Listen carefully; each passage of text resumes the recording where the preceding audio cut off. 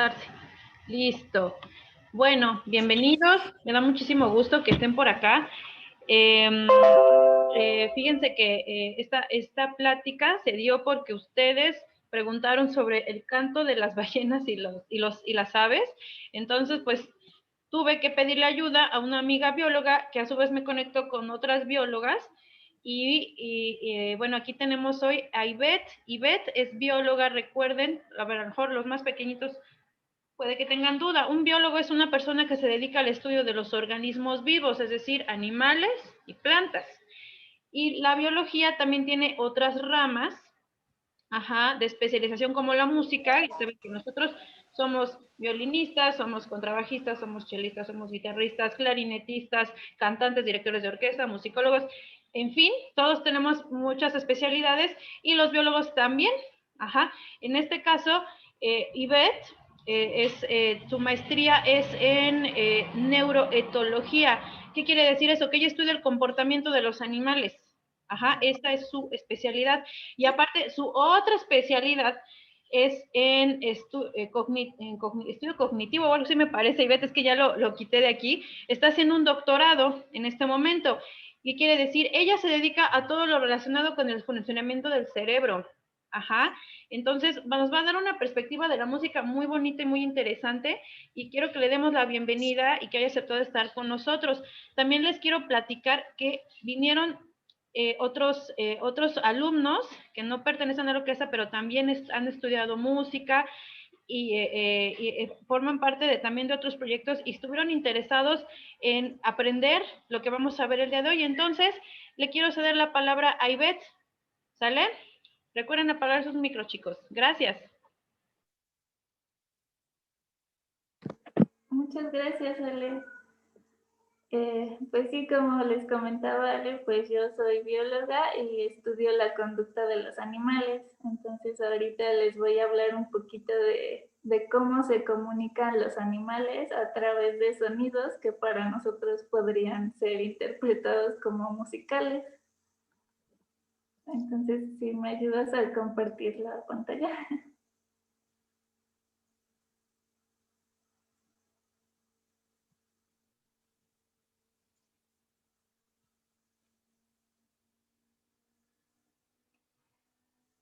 ¿Así está bien o la pones en grande?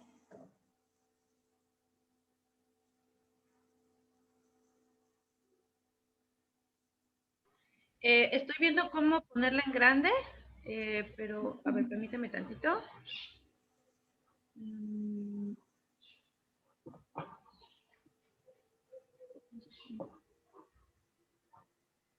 Acá.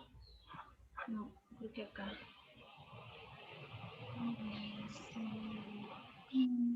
F5. La verdad es que no encuentro la opción. Vamos a comenzar, creo que aquí se ve bien. Ok. Bueno, pues yo les voy a hablar sobre la música en el reino animal. Y pues para empezar me gustaría que definiéramos entre todos qué es música.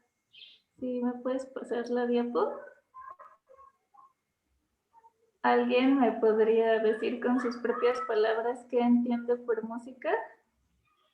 Chicos, pueden participar, nada más vamos a hacerlo con orden, ¿ok? Maestra. Sí, a ver. Ahí adelante, ¿quién dijo, maestra? ¿Nivias? Ah, bueno. La música es algo para expresarnos si estamos tristes, enojados. La música puede ser un método para quitar la ira. Ajá. Sí, eso está muy bien. Me gustó mucho tu definición. Muy bien. ¿Quién más? Maestra. ¿Alguien más? Maestra. Adelante, adelante. ¿Es un tipo de arte? Es muy bien. Maestra.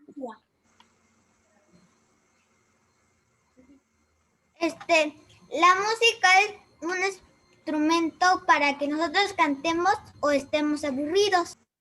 Ajá. Sí, pues exactamente como decía el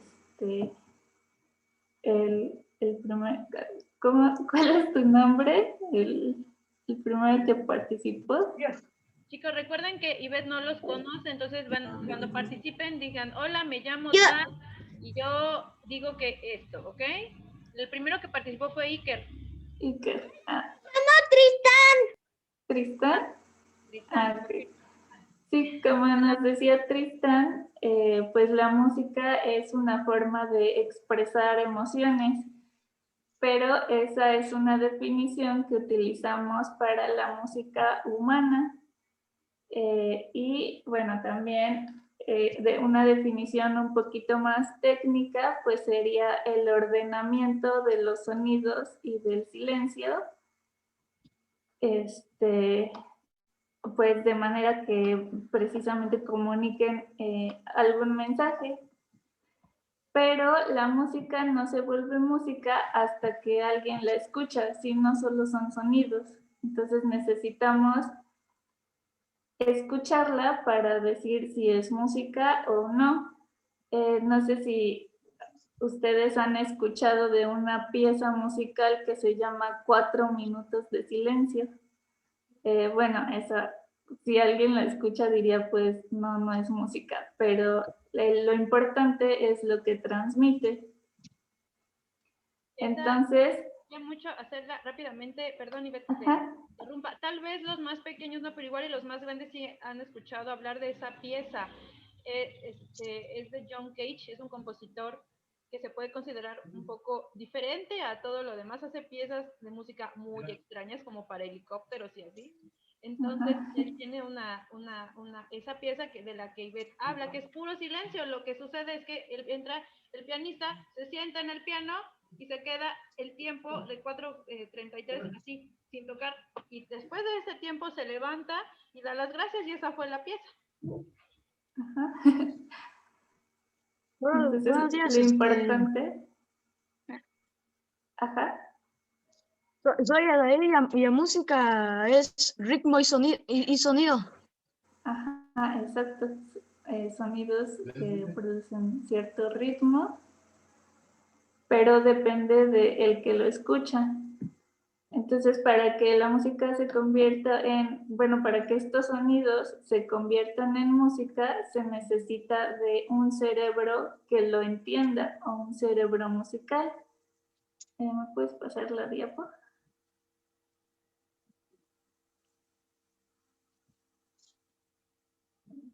¿Vale? La que sigue. Sí, aquí estoy, es que se sentó mi bebé conmigo. Okay. Bueno, nuestro cerebro, especialmente nuestro cerebro humano, evolucionó para poder interpretar estos sonidos de manera musical, de manera que nos transmitan estas emociones. Pero en los animales no sabemos realmente si interpretan los sonidos de la misma manera musical que nosotros.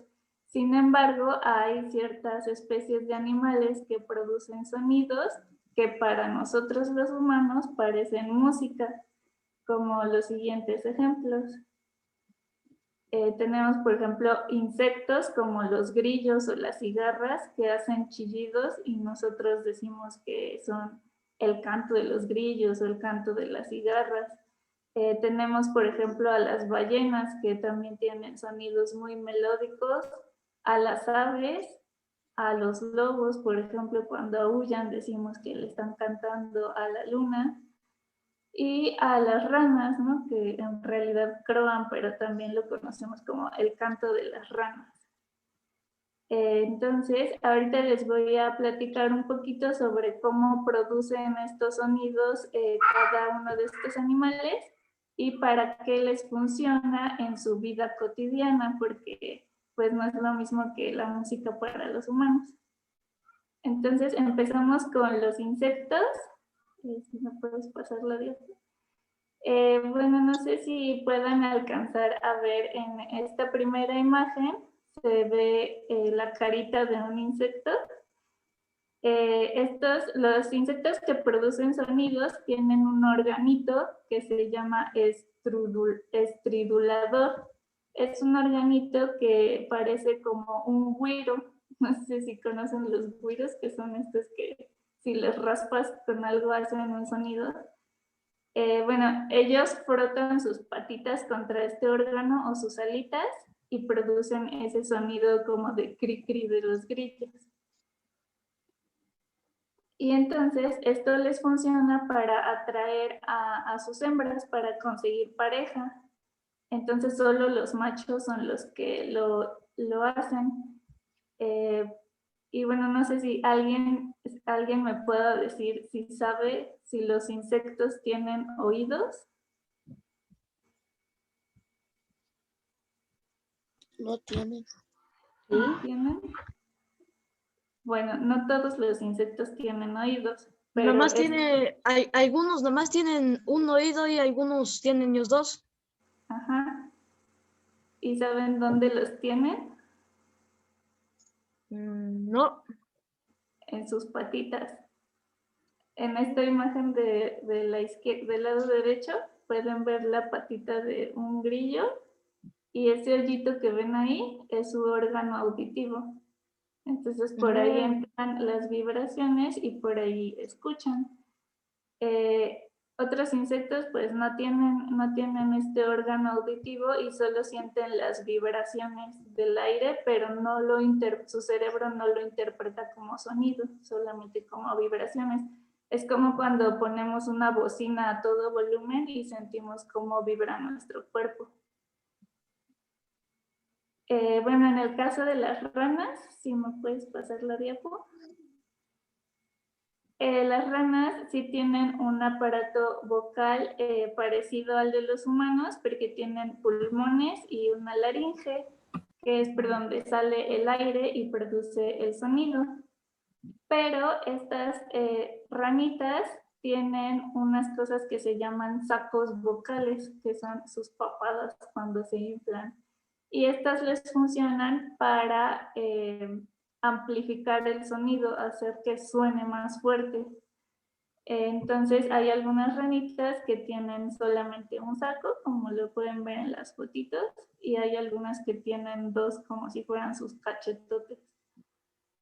Y bueno, en estos animales también el sonido sirve para atraer a las hembras y para conseguir pareja. Entonces las ranas que cantan más fuerte son las que consiguen pareja más fácilmente. ¿Me puedes pasar la diapo? En el caso de las aves, el canto ya es un poco más complejo. Aquí sí podríamos hablar de que es canto, no solamente sonido, aunque en especial el canto de las aves se conoce como trino o trinar. Bueno, las aves pues también tienen pulmones, tienen una laringe, pero tienen un órgano especial que se llama siringe, que está abajo de la laringe. Y tienen alrededor de los pulmones unos sacos que llenan de aire y con esos sacos controlan la salida del aire que pasa por la siringe y produce los sonidos. Algunas aves pueden producir dos sonidos al mismo tiempo.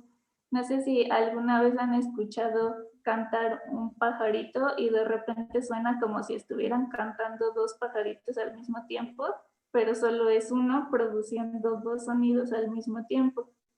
Y eso lo hacen controlando de manera distinta los sacos aéreos del lado derecho y del lado izquierdo. Maestra. Ajá. Soy Ricardo Lloret. Hola, Yo sí he Ricardo. escuchado cuando cantan los pájaros, pero no que canten dos, solo uno. Sí, no todas las especies pueden producir dos sonidos al mismo tiempo, pero algunas sí suenan muy bonitos. Me hubiera gustado ponerles audios, pero luego ya ven que el internet falla mucho. Pero luego que su maestra les dé algunos ejemplos. Sí, claro, con gusto. Les pasamos los audios para que los escuchen después.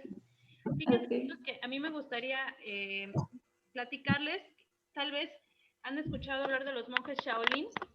Ellos tienen, bueno, estos son unos señores que viven en las altas montañas del Tíbet, sí, creo que es en el Tíbet, y ellos desarrollan una técnica que, que es como un canto muy extraño que es doble.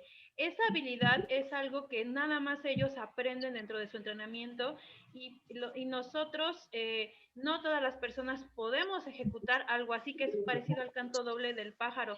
Nosotros solo podemos hacer una emisión de sonido, digamos, individual, pero además de eso, nosotros amplificamos el sonido a través de la resonancia, ¿no? De los armónicos, que ya hemos platicado de ellos en algún momento, con nuestros resonadores de la cabeza y todo eso, pero específicamente lo de los monjes Shaolin es algo muy difícil de hacer. Los que más se acercan son los chavos que hacen beatbox, ¿lo han escuchado? Que hacen con sus bocas y a la vez cantan. Es algo muy parecido, pero es muy difícil de hacer y requiere de mucho entrenamiento. Bueno, vamos a continuar. Ay, yo no sabía eso, está muy interesante. Bueno, siguiendo con las aves, en la siguiente diapo. En las aves el canto es muy interesante porque en otros animales, como ya les comenté, en insectos, en anfibios, el canto no es algo que se aprende, es algo que los animales ya nacen sabiéndolo hacer y simplemente lo hacen. Pero en aves hay cosas que ya nacen sabiendo de su canto y hay cosas que aprenden de otras aves. Entonces, por ejemplo, lo que ellos ya nacen sabiendo hacer, pues es, por ejemplo, el tono, que es la capacidad que ellos tienen de alcanzar ciertos tonos, ¿no? Pero aprenden, por ejemplo, la frecuencia de cada cuanto repiten un trinido, la longitud de la canción. Entonces ellos, al escuchar a otras aves, pueden ir armando sus propias canciones. Y bueno, en aves también, en la mayoría de las especies, les sirve para encontrar pareja el canto. Sin embargo, pues hay algunas especies en las que las hembras también cantan, no solo los machos. Y también les sirve para comunicarse entre ellos, para decir, este es mi territorio, o para, pues, de enviar mensajes de agresividad y cosas así. Entonces, bueno, siguiendo con ¿me puedes cambiarlo de? Bueno, entonces, como les decía, pues la función principal en todos estos animales que ya vimos es la de encontrar pareja.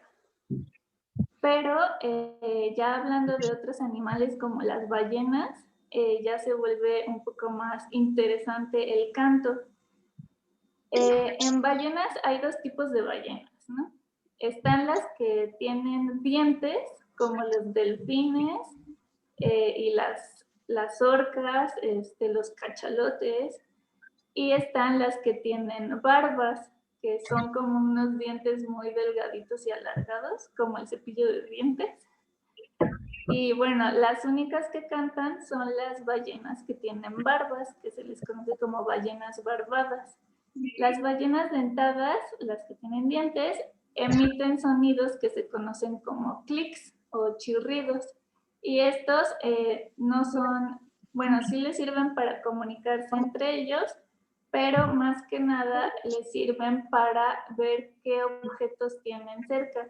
No sé si han escuchado hablar de cómo ven los murciélagos.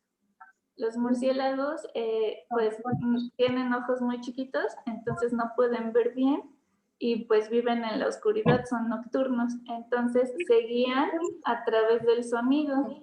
Lo que hacen ellos es emitir sonido y esas vibraciones regresan hacia sus oídos y su cerebro las interpreta como imágenes en tercera dimensión, entonces pueden guiarse. Y eso mismo hacen los delfines. Chicos, ¿ustedes Pero, están buscando a Dory? sí. Sí, yo lo he visto. Ahí Y también tenemos. vieron buscando a Nemo. Sí, A mí me gustaría recordarles esa escena en donde, primero que Doria, según ella, habla cetáceo. Que cetáceo es el nombre que se le da a todos los animales que son ballenas. Ajá. Entonces, buscando a Dory, ahí vemos como una ballena beluga puede ver la ubicación de Dory, pero por la vibración del sonido. ¿Se acuerdan de esa escena? Sí, maestra. Es lo que está describiendo Ivette, ¿vale? ¿Le puedes pasar la diapo?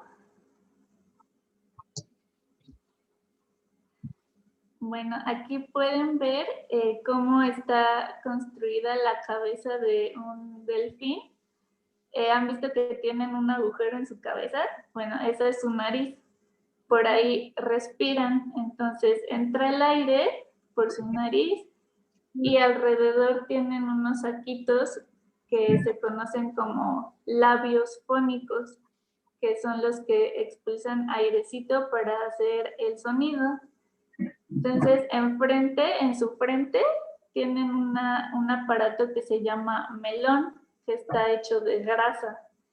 Y ese aparato dirige el sonido hacia donde ellos quieren, hacia izquierda o derecha, enfrente. Y entonces así pueden observar lo que hay enfrente de ellos. Chicos, Maestra, tengo una pregunta. Ajá. Soy Ariel. perdona. ¿Y su cerebro en qué parte está? Su cerebro está atrás. ¿Ves en este esquema? Lo que se ve de color rosita es el melón. Y atrás del tracto respiratorio, adentro del cráneo, ahí donde está señalando Ale, ahí está el cerebro. La moví, perdón. Gracias. A mí me gusta. ¿todo eso es el cerebro o nada más una parte? ¿Mandé? Toda esa parte azul que señaló, El melón es donde se ubican o solo una parte. a otros peces, ¿no? Ajá. No, lo que se ve en color azul es el cráneo. Y adentro del cráneo, en esa partecita que está señalando Ale, es donde está el cerebro. De hecho, el cerebro de los delfines es más grande que el de los humanos. Y no sé si han visto cómo el cerebro de los humanos tiene como muchas arrugas, el cerebro de los delfines tiene muchas más. Fíjense, chicos, que este diagrama está muy interesante porque se parece a lo que vimos la semana pasada respecto a nosotros. Nosotros no tenemos un melón, ¿verdad?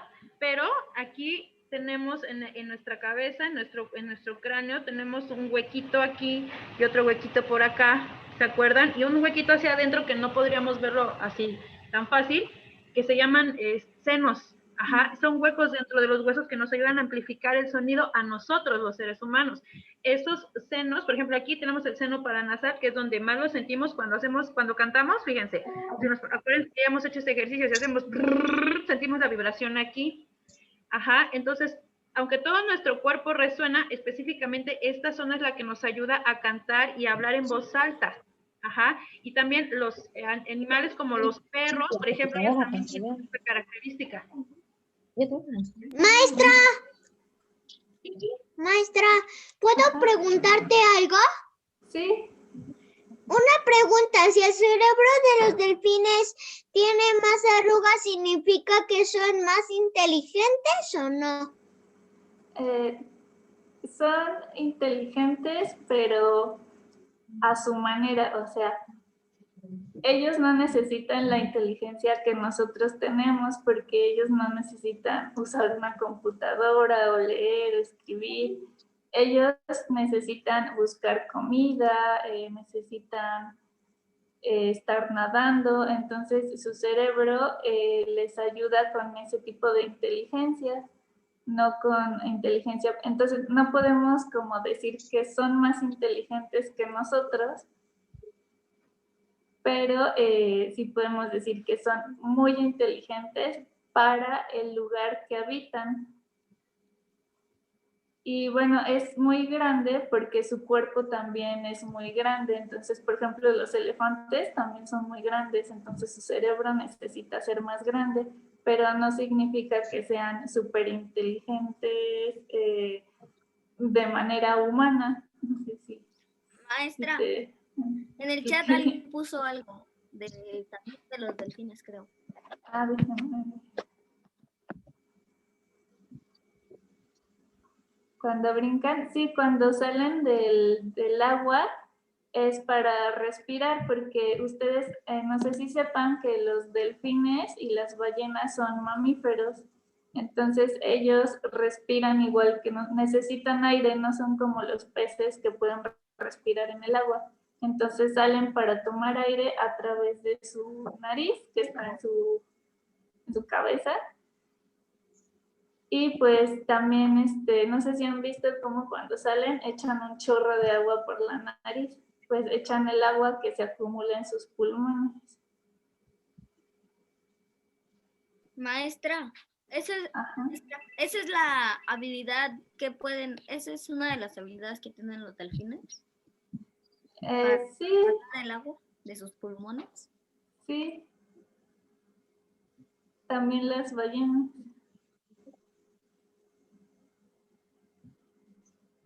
¿Cómo Bueno, lo sí. hacen, maestra? ¿Cómo sacan el agua? Sí. Pues ves que en este esquema está lo que se ve en blanquito, es su tracto respiratorio, es como el tracto que va de la nariz hacia los pulmones. Entonces, cuando el agua se acumula en los pulmones, es como cuando nosotros tratamos de sacar una flema. Entonces, como que contraen y expulsan el agua y entonces sale a chorro afuera del mar. Bueno, otra cosa interesante de los delfines es que su aparato respiratorio no está conectado con su aparato digestivo. No sé, bueno, supongo que ustedes que toman clases de música han notado que a veces cuando hablamos o cantamos utilizamos el estómago. Bueno, pues los delfines no pueden hacer eso cuando producen sonido porque no está conectada su respiración con su estómago. Pero las ballenas barbadas sí pueden. ¿Le puedes pasar la diapo? En las ballenas barbadas, bueno, cantan principalmente las ballenas jorobadas y las ballenas azules, que son las más grandes del mundo. Ellas no tienen este aparato del melón ni lo que tienen los delfines, pero cantan igual que nosotros con la laringe. Entonces, lo que hacen ellas es pasar aire igual por su nariz que está en su cabeza, allí atraviesa el aire y llega hacia hacia el saco laríngeo, que es ese que se ve en rosita. Y ahí producen, con movimientos musculares, extraen el aire de los pulmones y tienen esa cosita amarilla que ven ahí en el esquema, es una región que se llama pliegue vocal y es muy, muy duro. Entonces, con el aire vibra y produce el sonido que se transmite hacia su garganta y de su garganta hacia el agua. Entonces, estas vibraciones son tan grandes que pueden alcanzar 3.000 kilómetros. Se pueden escuchar hasta 3.000 kilómetros de longitud. Y ajá. Pero es cierto que nosotros no podemos escuchar el canto de las ballenas porque es muy grave. Sí, algunas de sus vibraciones son tan graves que nosotros no podemos escucharlas a menos que utilicemos micrófonos especiales. Creo que Santiago tiene una pregunta. Adelante, Santiago. Ajá. Mi nombre es Santiago y si el cerebro de los delfines es más grande que el nuestro, las cosas no se les olvidan tan fáciles como a nosotros. Pues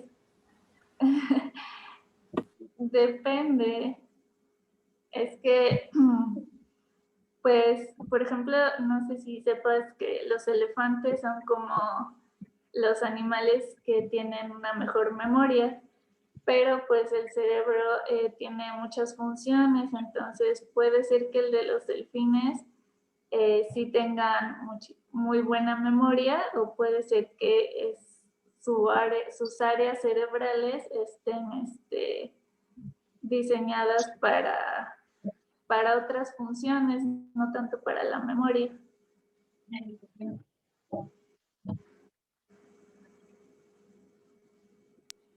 Maestra, Ajá. soy Ariel, tengo una pregunta. Hola. ¿Es cierto que los peces olvidan rápido las cosas? Sí, porque tienen un cerebro muy pequeño, pero en realidad el cuánto recuerdan algo no tiene que ver con el tamaño del cerebro, sino con la utilidad de lo que necesitan aprender. Entonces, como no necesitan recordar ciertas cosas por mucho tiempo, pues para sobrevivir, pues no es necesario que las recuerden. Entonces, no es necesario que su cerebro guarde esa información y pues la desecha. Maestra, ¿los peces de la especie de Dory tienen tan mala memoria como lo decía en la película? Pues no sé exactamente de esa especie, pero sí es como algo exagerado el caso de Dory. Además, sus papás de Dory no tenían mala memoria. No, de hecho, nada más como acotación, chicos, fíjense que yo le hice esa pregunta a mi maestra de psicología cuando yo iba en la preparatoria. Entonces, ella nos dijo que que no era por ser un pez, sino era como su característica personal. Recuerden que los personajes de las películas están humanizados. Ajá. Entonces, aunque Dory sea una pececita, ella tiene actitudes de ser humano. Ajá. Entonces, lo que ella nos dijo es que Dory olvida las cosas cuando se siente abandonada o un poco querida, pero cuando se siente amada, recuerda todo.